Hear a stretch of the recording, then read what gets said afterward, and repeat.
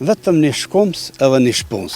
Tjetër s'kemi pas kur gja, pa unë për veti kam qenë shumë entuziast edhe kam qenë i lumtur që nga ky fshat do të thotë kam dalë mësuesi i parë.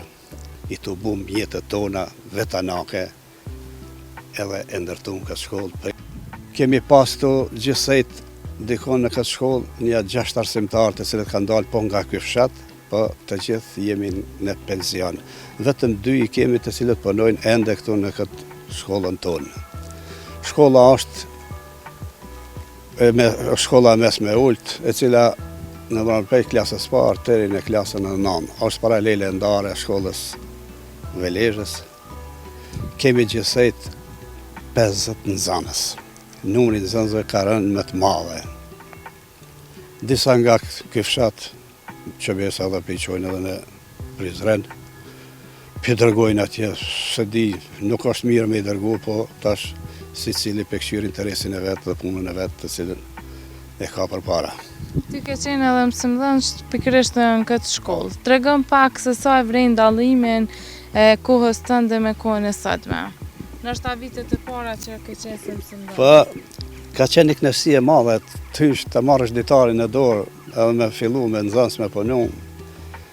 Po unë për veti kam qenë shumë entuziast edhe kam qenë i lumtur që nga ky fshat do të thotë kam dalë mësuesi i parë. Zbashku me shoqen, edhe ajo në arsim punon. Pastaj kemi nga ky fshat edhe 4 tjerë, ka qenë Bernardo Roshi, Gjergjo Roshi, Abbas Sopi, Tefik Thaçi, është Borim Thaçi edhe motrat i Borimit, Raife Thaçi. Atëherë na kur kemi punu ka qenë mjetet didaktike, ka qenë shumë na kanë munguar. S'kemi pas vetëm një shkums edhe një shpuns.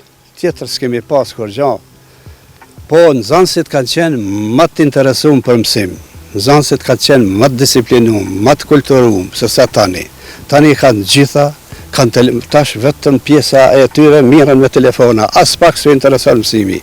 A përpara ka qenë, kur të shifshin nxënësat një mësues të kalu në përfshat, ata ikshin pe turpit, mos me pa në rrugëve arsimtari, sepse thot nuk po mëson, po ban probleme me rrugëve, atëherë ka qenë shumë më mirë se sa tash mu më merr mendja.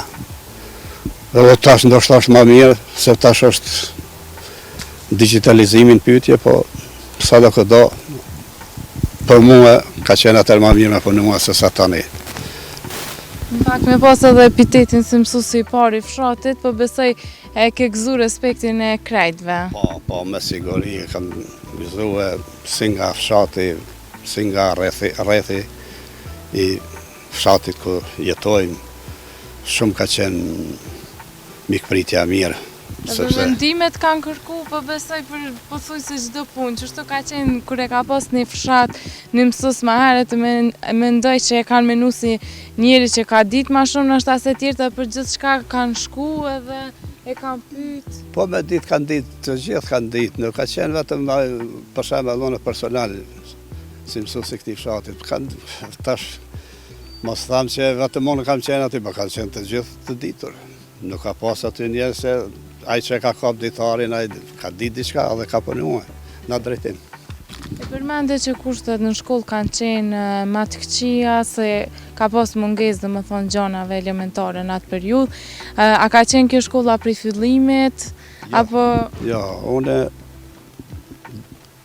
ditarin për herë të parë kam rrak në fshatin Novak, shkollën e kemi pas. Megjithëse këtu edhe në këtë fshat ka qenë shkolla, po më herët. Shumë herët ka qenë tu, pastaj u bart shkoj në Novak, aty kemi pas për klasës parë deri në 4. klasë, aty kemi punue, 15 vite kam punu në Novak, pastaj forcat sërbe të 9-ën, 90-ën, atëherë na dëbuan për aty, na largun. S'patëm rrugdalje tjetër, edhe organizum në arsimtarët e fshatit, me gjithë fshatarët u aktivizum edhe fillum me ndërtu këtë shkollë i të bum jetët tona vetanake, edhe e ndërtum këtë shkollë prej klasës parë deri në të 9-ën, sot funksionon si duhet kjo shkollë jonë.